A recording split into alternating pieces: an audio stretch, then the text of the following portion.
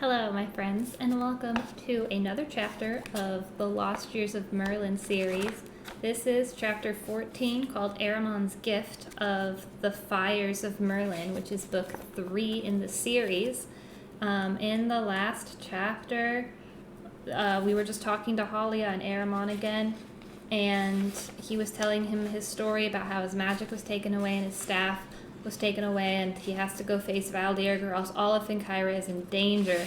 And he said he couldn't possibly get to where he needs to go in the amount of time because, he's a person. But then Halia and Aramon turned into the deer that saved him earlier. So, whoa, deer people. All right, chapter 14, Aramon's Gift. Astonished, I gazed into the deep brown eyes of the stag. So it was you who saved me. Aramon's antlered head dipped. It was, he declared, his voice even richer than before. My sister and I only wished to come to your aid, as you had come to ours. Her brow creased in worry. Halia reached up and with her slender hand stroked the thick fur of the stag's neck. Quietly, she said, Once should be enough, my brother. The favor is exchanged. Do you really need to do more? She glanced at me, and her expression hardened. And for the sake of a man, need I remind you that men stole our parents' lives? That they cut out our mothers' and fathers' shoulders for a meal, and left the rest of their bodies to rot? Their eyes met. At length, Aramon spoke with a new softness. Yola Halia, your pain, like all you feel, is great. Yet I fear that instead of stepping through your pain, as you and I have stepped through many a marsh, you have let it cling to you, like the bloodthirsty tick that rides our backs for months on end. Halia blinked back her tears. This tick will not fall away. She swallowed. And there's more. Last night, after we regained our two-legged form, a dream came to me, a terrible dream. I entered a dark and dangerous place. There was a river, I think, flowing fast, and right before me, the body of a stag. Blood everywhere. He quivered at the edge of death. The very sight made me weep. Just as I came close enough to look into his eyes, I awoke. Aramon kicked anxiously at the grass with his hoof. Who was this stag? I can't be sure. She wrapped her arms tightly around his neck. But I don't want you to die.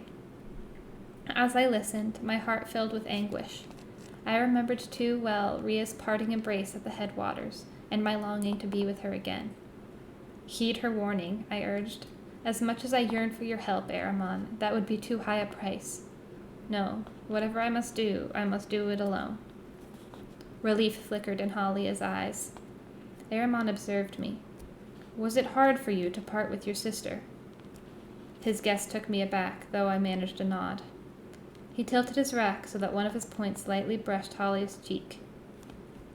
Can a race whose brothers and sisters care so much for each other be entirely evil?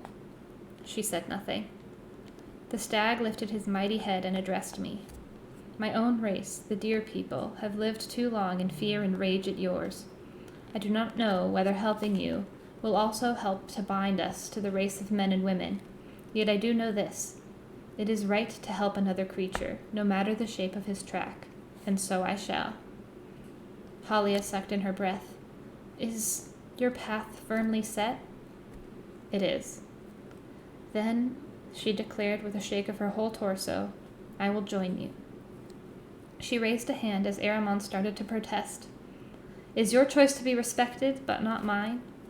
Sensing his anguish, she stroked his ear softly. If I must weep, I would rather do so by your side than someplace far away from you. Gently, the stag's moist nose touched hers. You will do no weeping. After a pause, he added, Nor, I hope, will I. With that, Halia stepped back from her brother. She glanced down at her hands, stretching her fingers in the sunlight. At length, she turned toward the open field, the meadow sweet poignant under the midday sun. In a flash, she was running, then loping, then bounding through the green spears with the grace of a deer. She turned and pranced over to us, her hooves springing lightly off the turf. Aramon flicked his ears, then faced me squarely. Now for you. I stepped back in surprise, slipping off the edge of the muddy bank. With a flop, I landed in the stream. Dripping wet, with a trail of mud rolling down my cheek, I clambered back to the grass. Hallia's eyes averted me, but I could not miss her snickering. He may be a wizard, but he could use some more practice walking on 2 legs before he tries 4. He will learn quickly, predicted Aramon. But wait, I stammered, wringing out my sleeves. I have no magic, and even when I did, the art of changing was still new to me. I could no sooner change into a deer than into a puff of wind. There is a way. Although the magic will be mine, not yours, you can still share in it. He lowered his great rack. Here, take your sword. No, cried Halia, kicking his forelegs. You can't do that. Would you rather carry him on our backs the whole way? I barely managed to bring him from the dwarves' land to this place. The lair of Domnu is much farther. Speaking again to me, he commanded, Cut off one of my points. A clean swipe will do it. Gripping the hilt, I pulled the sword free of the scabbard. It rang distinctly, like a shrouded bell. Aiming at the point farthest from Aramon's head, I brought down the blade with all my strength. There was a sudden flash, and the point snapped off, dropping to the ground. A fresh, spicy smell, like a forest glade, enriched the air. I breathed deeply, remembering the hemlock grove that gave me my staff long ago. Aramon raised a rear hoof and stomped heavily on the point, over and over again. When at last he stopped, a small pile of silver powder remained. I sheathed my sword and kneeled to look more closely. The tiny crystals glistened in the light. Aramon's forelegs nudged my shoulder. By rubbing the powder into your hands and feet, young hawk, you will gain, for a time, the power of my people. You may change from a man to a deer and back again, simply by willing it. His voice took on an edge of warning. Remember, though, that to survive as a deer you must not only look like one, but think like one, too. Wondering at his words, I swallowed. And, he continued, there is a risk that you must understand. The power could last 3 months, or 3 days. There is no way to predict. And if it wears off while I am in deer form, then you will remain a deer forever. This gift can never be given to you again, so I cannot help you change back. For a moment I gazed into his immense eyes. I accept the gift, and the risk as well.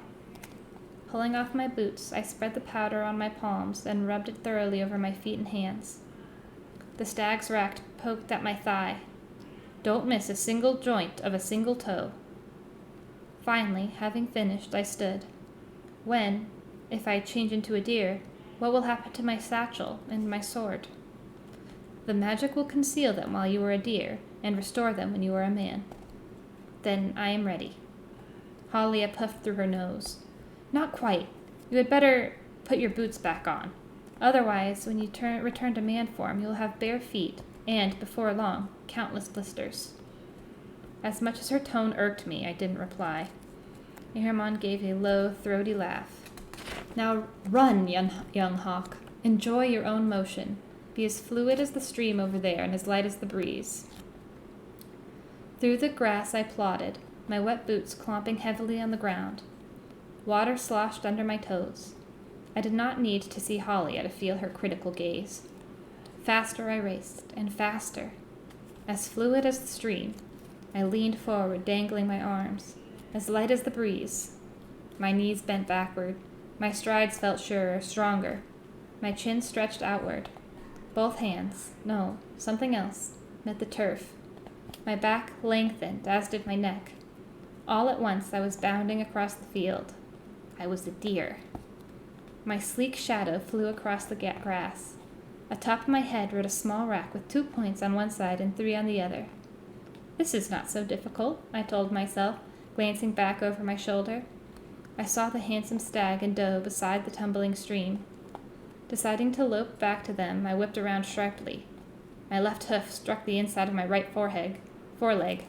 Caught off balance, I twisted and fell. Barely had I righted myself, knees wobbling, before Aramon and Halia were at my side. The stag nudged me with concern. My flank less bruised than my pride, I trotted a few steps to show him that I hadn't injured myself. As for Halia, well, I didn't really care what she thought. Come, boomed Aramon, curling his long lips. We must leave for the river crossing. With any luck, we can be well into the plains before dark. He loped back toward the shining stream, ears cocked forward, and cleared the channel with a single leap. Halia followed, the picture of grace. I bounded behind, far less smoothly. Although I tried to clear the stream as easily as the others, my hind legs splashed into the cold water, soaking my underside. I scuttled up the bank, doing my best to catch up. Aramon let us due south for a while, reversing the route over the stairway of meadows that Rhea and I had crossed just the day before. In time, the rhythm of running through the tall grasses and late-blooming lupins began to seep into my muscles and bones. So gradually that I didn't notice it happening. I started to move less woodenly, less even like a body than like the air itself. Bounding through the grasses, tinted with rust by the onset of autumn, I realized that my sight was good. Very good. No longer relying on my second sight, which in daytime had never measured up to true eyesight, I relished the details, the edges, the textures. Sometimes I even slowed my running just to look more closely. Dewdrops clinging to a spiderweb, tufts of grass bending as gracefully as a rainbow, airborne seeds drifting on the wind. Whether my eyes were still coal-black or brown like my companions, I could not tell. Yet that mattered not at all, for they were, at last, open windows to the world. As good as my eyesight had become, my sense of smell had grown even better. Intimate aromas came from me from all around. I smelled, with relief, the diminishing traces of smoke as we moved farther from the dwarves' land. As I drank in, unrestrainedly, the subtle aromas of this bright autumn day, a coursing rivulet, an old beehive in the trunk of a birch tree, a fox's den hidden among the roots of gorse. Yet the newest of all my senses, it seemed, was my hearing. Sounds that I had never known existed washed over me in a constant stream. I heard not only the continual pounding of my own hooves, but the distinctive weight and timing of the hooves of the two deer ahead of me, but also our echoing reverberations through the soil. Even as I ran, I caught whispers of a dragonfly's wings humming and a field mouse's legs scurrying. As the sun drew closer to the western hills, I realized that my ability to hear went even beyond having sensitive ears. Somehow, in a mysterious way, I was listening not just to sounds, but to the land itself. I could hear, not with my ears, but with my bones, the tensing and flexing of the earth under my hooves, the changing flow of the wind, the secret connections among all the creatures who shared these meadows, whether they crawled, slithered, flew, or ran. Not only did I hear them, I celebrated them, for we were bound together as securely as a blade of grass is bound to the soil. Okay, well that was chapter 14, my friends. I hope you join me for chapter 15 tomorrow, called The Meaning in the Tracks. Have a wonderful night, and I will see you all soon. Bye.